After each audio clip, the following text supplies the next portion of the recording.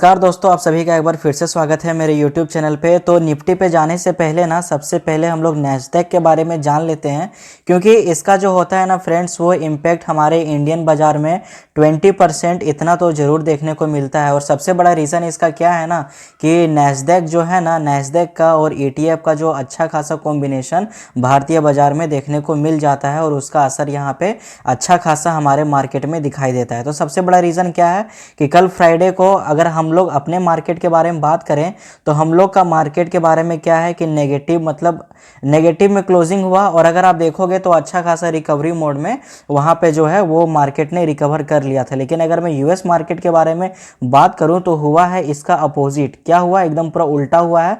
तो हम लोग मान के चलेंगे कि निफ्टी में जो सडनली जो तेजी था ना, उसका कल फ्राइडे को वीकली क्लोज होने के कारण अच्छा खासा प्रॉफिट बुकिंग देखने को मिला। लेकिन अगर आप नैस्डैक में देखोगे तो नैस्डैक में तेजी यहाँ पे बरकरार है। और कितने पॉइंट का? 2% पॉइंट का। इसलिए कहता हूँ कि वीडियो को एंड तक देखो, तभी आपको समझ में आएगा।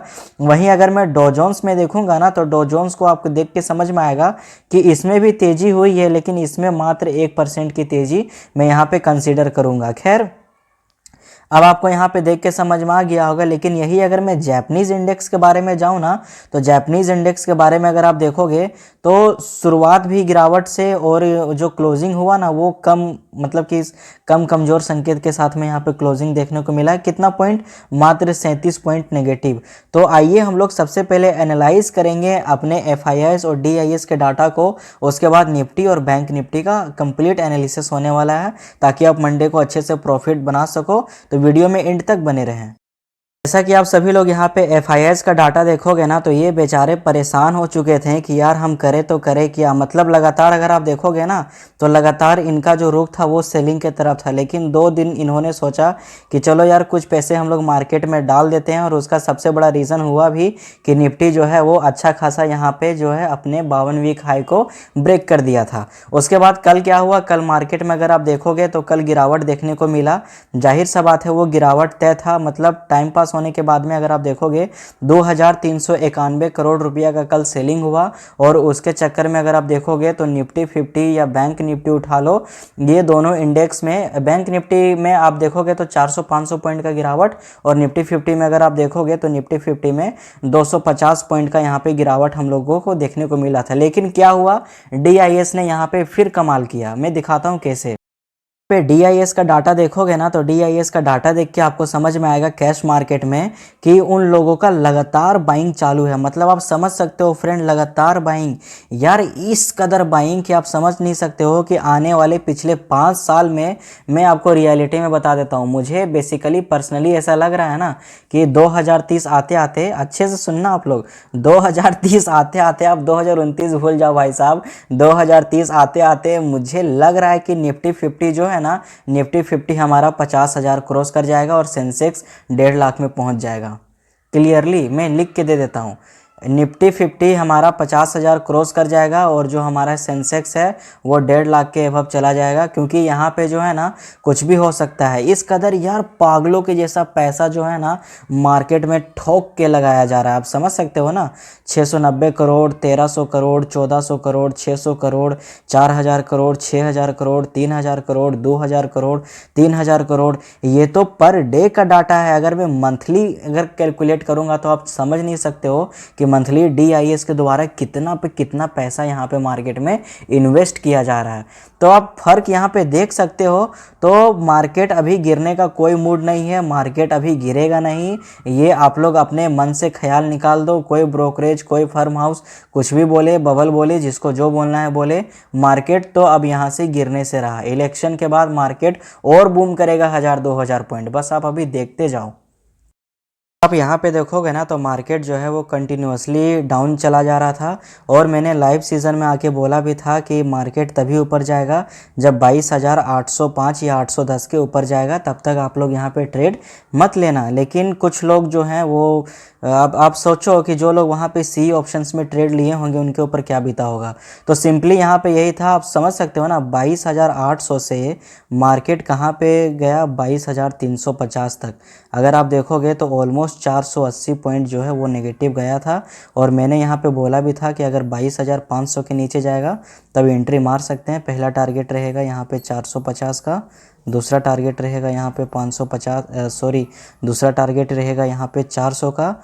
और अगर 400 के नीचे गया तो जाहिर सा बात है 350 का भी टारगेट मिला। लेकिन कुछ लोग यहाँ से प्रॉफिट बुक नहीं कर पाए, कोई बात नहीं, मार्केट आपको ये मौका पर डे मतलब नहीं देगा, लेकिन हफ्ता में 1 से 2 दिन जरूर देगा। या तो कॉल ऑप्शंस में देगा या तो फिर पुट ऑप्शंस में देगा। तो धैर्य बनाए रखें, पैसे बहुत महत्वपूर्ण हैं आपके, तो उन्हें बचा के रखें।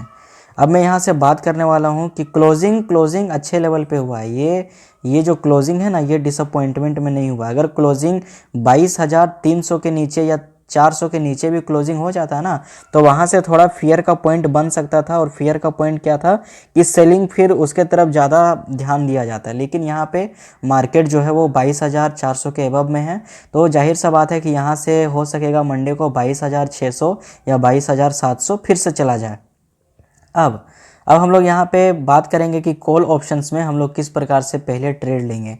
कॉल ऑप्शंस में आप समझ सकते हो, अगर गैप अप ओपन होगा तो 22,500 पे होगा और 22,550 हमारा डिसाइड करेगा कि मार्केट कहाँ जाएगा। अगर 22,550 के मार्केट एबव जाएगा ना निफ्टी हमारा, तो पहला टारगेट रहेगा यहाँ पे 22,600 का, दूसरा टारगेट हमारा रहेगा 22,650 से 700 तक भी जा सकता है। क्योंकि मंडे को जब मार्केट ओपन होगा ना तो बहुत ज़्यादा वोलेटिलिटी देखने को मिल सकता है। और ध्यान देना, ऑप्शन सेलर्स आपके साथ गेम चेंजिंग मूवमेंट भी कर सकते हैं। तो अब हम लोग यहाँ पे एनालिसिस करेंगे पुट ऑप्शंस के बारे में, किस प्रकार से यहाँ पे हम लोगों का रणनीति तय रहेगा। तो पुट ऑप्शंस में आप सभी लोगों ने देखा 22,350 का लो बना था। लेकिन यहाँ पे क्या करना है, अगर गैप डाउन में ही मार्केट ओपन होगा तो 22,400 22,380 जरूर होगा। तो 22,300 अगर ये लेवल टूटेगा ना, तो पहला टारगेट हम सभी लोगों को लेना है 22,250 का और दूसरा टारगेट हम सभी लोगों को लेना है यहाँ पे 22,200 का। उससे ज़्यादा का हम सभी लोगों को टारगेट लेना ही नहीं तो ये मूर्खतापूर्ण वाली बात होगी। स्टॉप लॉस ट्रेल करके चलेंगे तो प्रॉफिट हम लोगों को जरूर वहाँ पे देखने को मिलेगा। अब बैंक निफ्टी पे आते हैं हम लोग। तो फ्रेंड्स, जैसा कि आप सभी लोग बैंक निफ्टी में देख सकते हो ना, तो बैंक निफ्टी का क्लियरली एनालिसिस क्या था, 49,000 टूटेगा तभी हम लोगों को एंट्री लेना है, वरना एंट्री नहीं लेना है। और यहाँ पे एग्जैक्टली ऐसा हुआ भी, 49,000 टूटा और 49,000 टूटने के बाद में अगर आप देखोगे तो 48,600 का टारगेट, 650 का टारगेट लास्ट वहाँ पे बना था। तो मैंने बोला था कि 49,000 टूटेगा, पहला टारगेट रहेगा 48,900 और दूसरा टारगेट मैंने नहीं दिया था, मैंने 48,900 का ही दिया था। लेकिन आप विडंबना देखिए मार्केट का, मैं इसे क्या कहूँ, मतलब आपने अगर ट्रेड किया होगा पुट ऑप्शंस में तो आपने पैसे अच्छे खासे बनाए होंगे। यहाँ पे 48,700 छोड़िए, 800 छोड़िए, 48,650 तक हमारा बैंक निफ्टी वहाँ पे गया था। और उसके बाद अगर आप देखोगे तो वहाँ से फिर एक सडन हम लोगों को कॉल ऑप्शंस में ऊपर बढ़त मतलब कि देखने को मिला 48,650 से। ओके, अब हम लोग यहाँ पे बात करेंगे कि जब मंडे को मार्केट ओपन होगा तो बैंक निफ्टी में ट्रेड किस प्रकार से हम लोग एग्जीक्यूट करेंगे। तो कॉल ऑप्शंस का सिंपल सा यहाँ पे क्या है फंडा कि आज अगर आप कल फ्राइडे का मार्केट देखेंगे ना, तो फ्राइडे का मार्केट में 49,500 49,600 का हाई ऑलरेडी लग चुका है। और मार्केट अगर ओपन होगा ना तो 48,877 पे नहीं, अगर गैप अप में ओपन होगा तो 49,000 पे ही ओपन होगा। और 49,250 हमारा डिसाइड करेगा कि मार्केट कहाँ लेके जाएगा। अगर 49,250 से 300 होल्ड हो गया ना, तो पहला टारगेट हम लोगों का यही रहेगा 49,500 का, दूसरा टारगेट यहाँ पे सिंपली यही रहेगा 49,550 से लेके 49,600 का आप मान के चल सकते हो। क्योंकि लगातार पैसे डालना DIS के तरफ सही है, लेकिन लगातार पैसे निकालना FIIs के तरफ से गलत है। आप अगर देखोगे ना, जिस दिन ये दोनों DIS और FIS पैसे दबा के डालेंगे ना, उस दिन हमारा ग्राफ एक्चुअली ऐसा भागता है, ऐसा समझ सकते हो आप। अब हम लोग यहाँ पे बात करेंगे पुट ऑप्शंस में आप किस प्रकार से ट्रेड एग्जीक्यूट करोगे बैंक निफ्टी में। तो पुट ऑप्शंस का सिंपली फंडा यही है ना कि 48,877 पे लो बन चुका था 48,600 का। तो यहाँ पे क्या है कि 48,500 ये टूटने देना है हम सभी लोगों को। अगर 48,500 टूटेगा तो पहला टारगेट रहेगा 48,400 का और दूसरा टारगेट यहाँ पे रहेगा 48,300 का। आई होप यहाँ तक आप सभी लोगों को अच्छे से समझ में आ गया होगा, किसी को कोई डाउट नहीं होगा क्लियरली फ्रेंड्स।